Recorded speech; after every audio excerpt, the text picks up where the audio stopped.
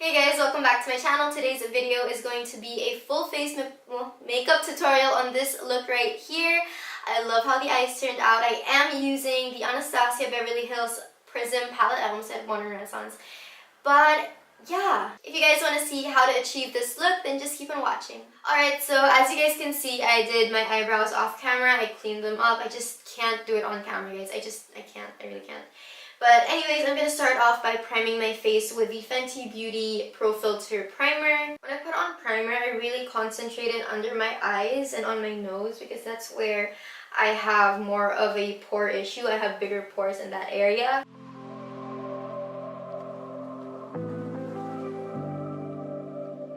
Next, I'm using L'Oreal's Infallible Pro Matte 24-Hour Foundation. This one is in the shade 104 Golden Beige. I recently hauled this in my Ulta Beauty haul, so this is the first time I'm using it on camera. I'm using a dense brush. This is my M444 from Morphe. Okay, so I want to let you guys know some of my opinions on this foundation, the L'Oreal one. I hated it when I first tried it out like last week because it dried down so fast and it looked so patchy on my skin. The Fenty Beauty one does dry down fast and it can get patchy if you let it sit for a long time without blending it out. But the L'Oreal one was just so patchy. It didn't sit on my skin nicely. It looked as if it was just sitting on top of my skin. It wasn't blending into my skin, if you know what I mean. It didn't look smooth at all. I did use it with a sponge when I first tried it. So I wanted to try it out with a brush like the next day or something. But I just still didn't like it as much as I thought I would because I was so excited for this foundation when I ordered it. I thought I would love this because people really rave about it. The coverage isn't that great. I know that it's only supposed to be medium coverage, but for medium coverage it's just doesn't look good. I think it's the patchiness and how it sits on the skin. That's what really throws me off and what makes me really hate this foundation, but I'm still going to use it because I don't have a lot of foundations in my collection and I want to show you guys different products and maybe I'm still giving this a chance. I still want to see how it works. I was so sure of our love.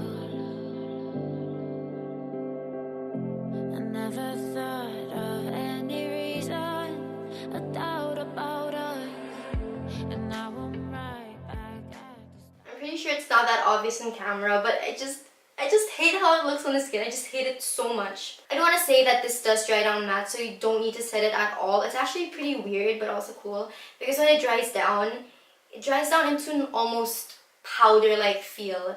And I find that that's pretty cool, you know, if you don't want to set your face or whatever. But when I do want to cream contour using this foundation, I can't because since it dries down so matte, the cream just goes on patchy on top of it, which is normal. It's just that, yeah, I wouldn't recommend using this if you're gonna cream contour. There's a spot on my chin that I can't blend out. It just clung onto it.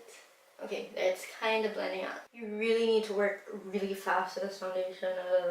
I want to give you guys an update on the Fenty Beauty foundation. I actually love it more and more every time I use it, except for the last time I used it. I think I didn't like it so much. I don't know why, but usually I really like the finish, I like the coverage, I like how it blends out. And I know that in my first impressions review and the wear test video, I just didn't like it that much. I mean, yeah, it doesn't last for a long time, but it was just so nice on the skin. The coverage is just amazing. But again, I just don't recommend it if you expect it to be long wear. Okay, blending out my foundation literally took like 20 minutes.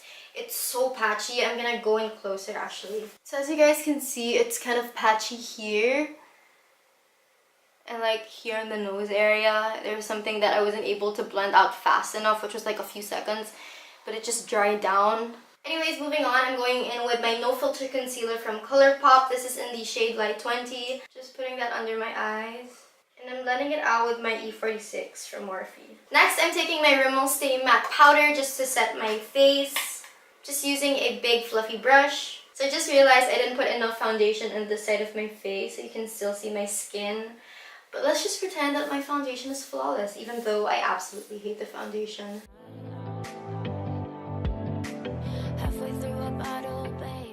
Once once I've set my whole face and everything is nice and matte, I'm taking my Rimmel Natural Bronzer. This is supposed to be waterproof, and this is in the shade Sunlight. Recently, I noticed that I've been going so overboard with the bronzer. I love bronzing my skin, and I love bronzers. I love the whole process of bronzing. But sometimes I just go so overboard, and I'm sorry when I do, because I know that it just makes my skin look a lot different from my neck. But yeah, sometimes I just bronze too much, so now I'm trying to be a little bit more careful. And then with the same bronzer, I'm actually going to contour my nose just a bit. I'm using this Morphe brush. It's perfect for nose contouring. I'm just taking a bit and really tapping off the excess.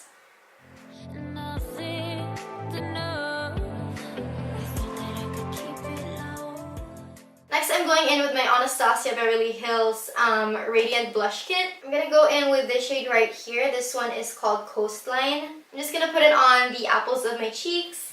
Take it easy, take it slow. We ended up just like before. Next for highlighter, I'm going into this shade right here. This one is called Marshmallow. This is from the Anastasia Sugar Glow Kit. And again, if you guys didn't know, I totally ruined the packaging of my glow kit. So I just depotted the pans and put everything in my Z palette. Just gonna pop that on my cheekbones. And then I'm gonna blend out the highlighter on my cheekbones with this e.l.f. brush. Okay, so now that I've zoomed you guys in closer, I'm gonna start with the eyes. And of course, I'm gonna be using the Anastasia Beverly Hills Prism palette. So I'm first taking Sphere, this neon yellow shade right here. This is probably one of the most outstanding colors in the palette. I'm just taking that on a big fluffy brush. This is a really beautiful color, but you need to build this up a lot. I feel like neon shades like this, or really bright colors like this, just really do need a lot of building up. It's not because of the formula or anything. Keep it low, take it easy, take it slow. Okay, next I'm taking Parallel, and I'm gonna pop that onto the outer corner with my e.l.f. crease brush. Take it easy.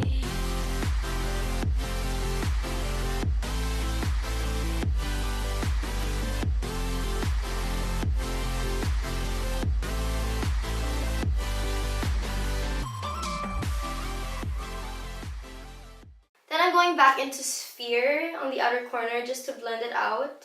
For the next shade, I'm taking Obsidian right here. I'm just going to take that on the same brush on the outer corner, but I'm going to keep it really far out into the outer corner, making sure that it doesn't go as far as Parallel went into the lid. I'm really just closing my eyes like this to stretch the eyelid so that when I place the black, it doesn't go on patchy, because when you kind of leave your eye open like this, there are folds in your eyes and the skin of your eyes. So naturally, the eyeshadow won't get placed down on the skin that's folded. And when your eyelids are stretched out like this, even for the crease, it's a lot easier to get a seamless blend. And then I'm going back into Sphere just to blend the edges out. Just being very careful so I don't move any of the black or the brown around too much. Next, I'm taking Osiris right here. This is a really dark blue. It's actually kind of hard to build up, but I'm only going to use this as a base for the next shadow that I'm going to put on. So I'm just putting Osiris on the lid. As you guys can see, I'm only popping it onto the center of the lid, and I'm not taking it anywhere near the crease. It's pretty far down. And I'm also keeping it right here where Parallel stops, the brown shade that we put on a while ago.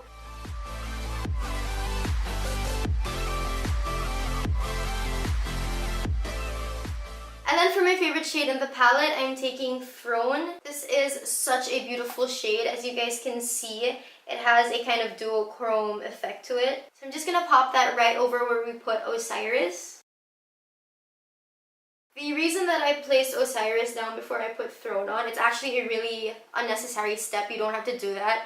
But I placed Osiris on just so that when I put Throne on top of it, it just makes it more intense, since Osiris is more of like a black based kind of purple. I'm putting Throne higher onto the lid just so that it meets the line of the crease where my crease starts, and I'm not going to take it over that. Now I'm just taking this e.l.f. brush right here to blend out the edges of Throne. Again, I'm going to stretch my eyelids like this just so that the shimmer shade Throne doesn't get into the crease. Be very careful with how you blend this in. Then I'm just gonna take some more Throne and I'm gonna pack that back onto the lid because we kind of lost a bit of the shimmer, a bit of the shade when we blended it out.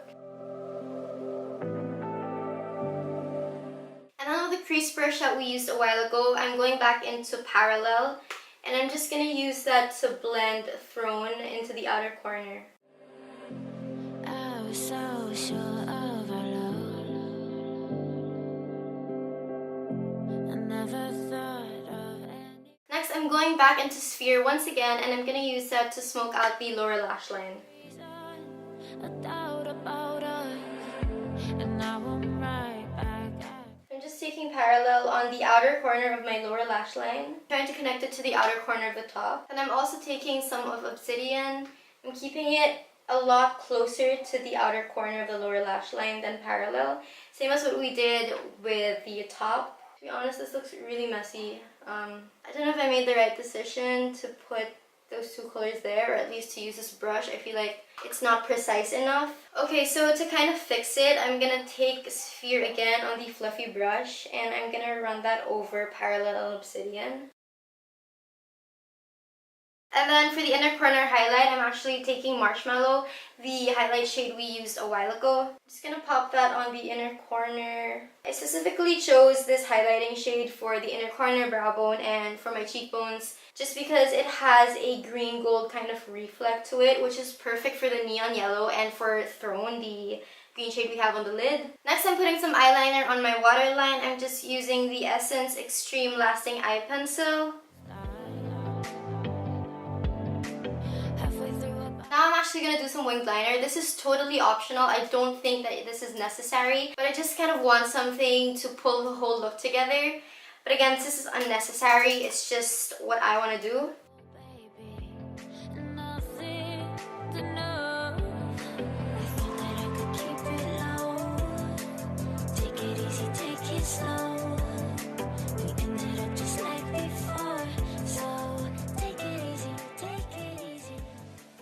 Okay guys, so I'm back with lashes and mascara. I know I say this in every video, but I love how this look turned out. I love it, I love it, I love it. And I hope you like it as well because it's so bold. For the next step, I'm taking Makeup Forever's Mist and Fix.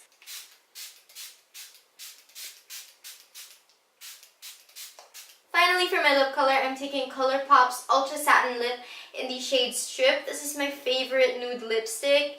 It's a really nice, warm kind of nude, which is perfect for my skin tone.